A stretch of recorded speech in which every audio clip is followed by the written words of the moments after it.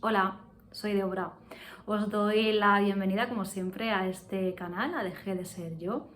Canal, espacio para vosotros y para mí, para la recuperación tras el abuso narcisista, para ir creciendo.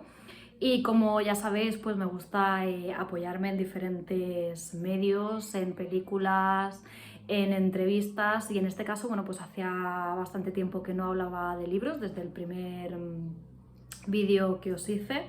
Y bueno, hoy me he acabado de leer Sin conciencia, el inquietante mundo de los psicópatas que nos rodean, de Robert de Hare.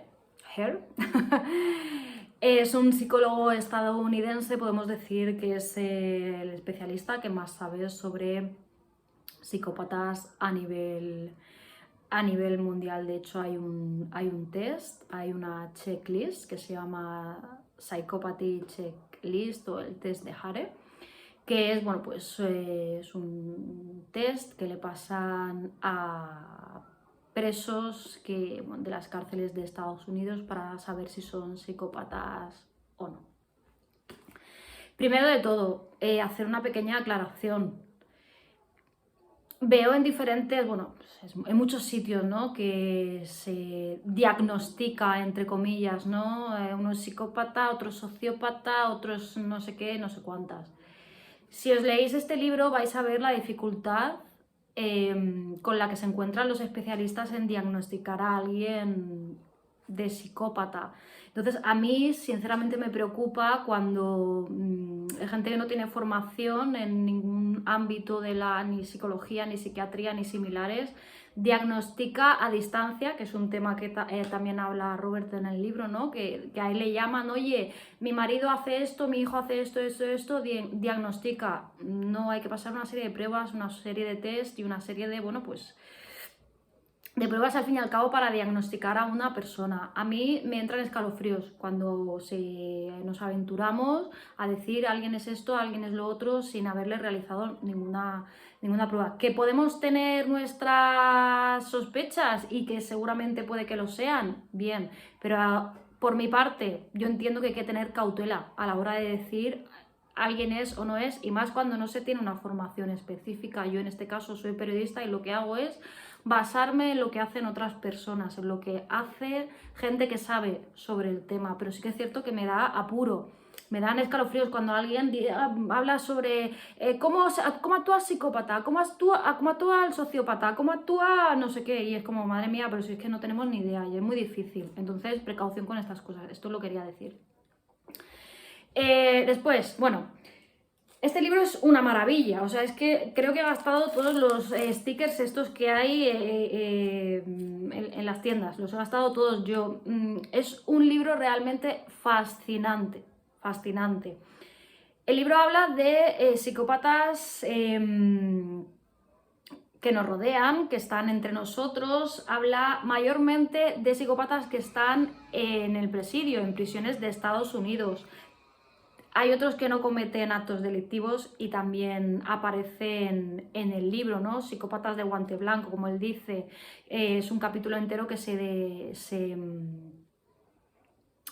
dirige al tema de empresa, ¿no? Pero mayormente está centrado en psicópatas que han cometido actos delictivos de sangre o económicos y están en las prisiones. Pero bueno, habla de todo tipo. Es realmente fascinante. O sea, es fascinante. Vas leyendo página a página, te vas sintiendo identificado, identificada, y vas entendiendo muchísimas cosas, porque aporta ciencia, o sea, es valor, es decir, esto no son conjeturas mías o de quien sea, es ciencia realmente extraída a través de estudios y de años de investigación con psicópatas, ¿vale? Yo voy a ir leyendo fragmentos que a mí me han llamado mucho la atención.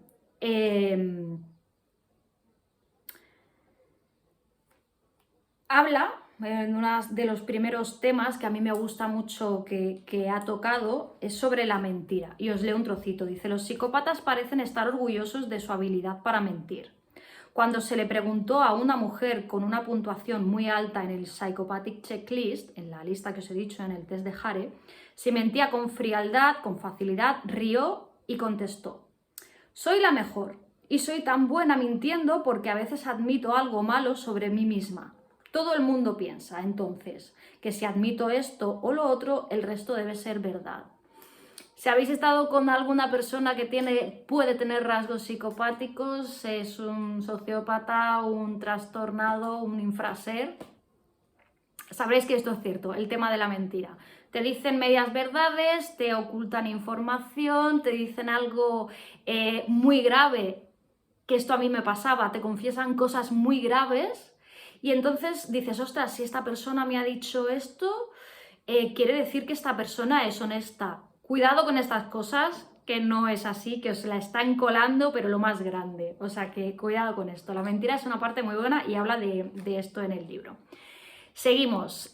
Otro tema importante que me ha llamado mucho la atención. Vida emocional fingida. Dice, desde el principio, Russell me habló de su vacío emocional, de su incapacidad para sentir las cosas como el resto de la gente, saber cuándo llorar, cuándo alegrarse. Terry también me comentó que había llevado una vida emocional fingida y que había leído libros de autoayuda para aprender las respuestas emocionales a los acontecimientos de cada día.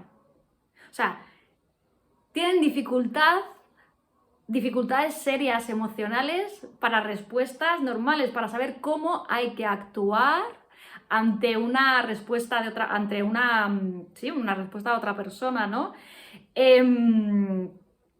Esto yo ya lo había leído, ¿no? Gente que se compra manuales para aprender a cómo responder a ciertas emociones de los demás porque carecen de eso. Por eso dicen que la empatía es cognitiva, que la han aprendido. Yo, en mi caso particular, hasta que yo no lloraba, esa persona no entendía qué se estaba pasando. O sea, ese era su límite, ¿no? Decir, ostras, la estoy viendo llorar y ya me doy cuenta de que hay algo que no va bien. O sea, no captan las emociones y es la realidad.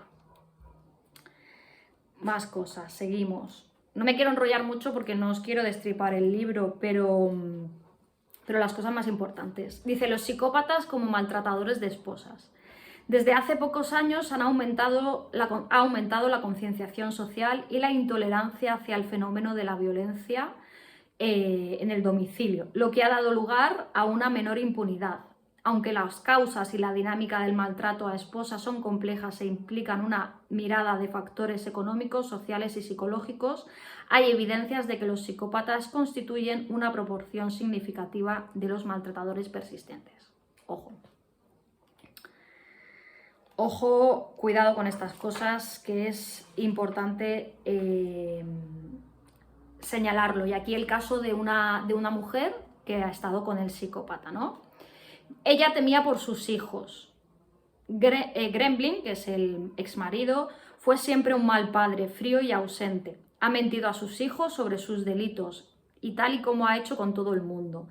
También la ha engañado a su esposa y sobre demasiadas cosas para citarlas aquí. Ella dice que nunca conoció a su marido. Es como si me hubiese ido a dormir con un Boy Scout y me despertase con Jack el Destripador. Ojo, ojo, que no sabes realmente con quién estás hasta el día que te enteras. Seguimos adelante. Ya os digo, es un libro, bueno, aquí también habla que muchos de los psicópatas nunca ingresan en la cárcel, aunque el libro esté basado mayormente en psicópatas que están en el presidio, no tienen por qué. O sea, y muchos de los que seguramente nos estemos rodeando no van a entrar en el presidio nunca. Un tema muy importante, los amigos. Estoy seguro de que si las familias y amigos de tales individuos estuviesen dispuestos a discutir sus experiencias sin miedo a las represalias, saldría a la luz una buena cantidad de abuso emocional, traiciones amorosas, doble juego y en general una conducta mezquina. No nos creamos que los amigos de esta gente o la familia de estas personas o las exnovias o las parejas de ahora no saben con quién están. Sí lo saben, lo que pasa que, bueno, mucha gente prefiere guardar silencio, pero quien es malo, o sea, se sabe. Quién es mala gente se sabe, aunque sean tus amigos. Lo que pasa que, bueno, hay unos ciertos intereses a niveles que a lo mejor no entendemos o desconocemos y no se habla de ello, pero los amigos lo conocen. Seguimos adelante. Otro tema del que hemos hablado en este espacio, que es las palabras extrañas pero convincentes. No me voy a enrollar mucho porque ya sabéis a qué me refiero, a las ensaladas de palabras, ¿no? Dice, hay algo sobre el discurso de los psicópatas que es sorprendente. Muchas veces pasa desapercibido su frecuente uso de afirmaciones contradictorias y carentes de toda lógica. Hay una frase por aquí, bueno, que decía que mi marido me pega, pero cuando al día siguiente me dice que me quiere. Y ahí entras en la disonancia cognitiva, ¿no? Pues si me quiere, ¿cómo me pega? O sea, pero es eso, o sea, y además aquí lo veis muy bien. Tiene... Os voy a leer otro párrafo, ¿no? Dice, y después, esto es un psicópata, ¿no? En una declaración, y después tuve sexo anual con ella. Y el periodista le pregunta, ¿una vez al año? Y él dice, no, anual, por detrás. Y así te quedas. O sea, son cosas realmente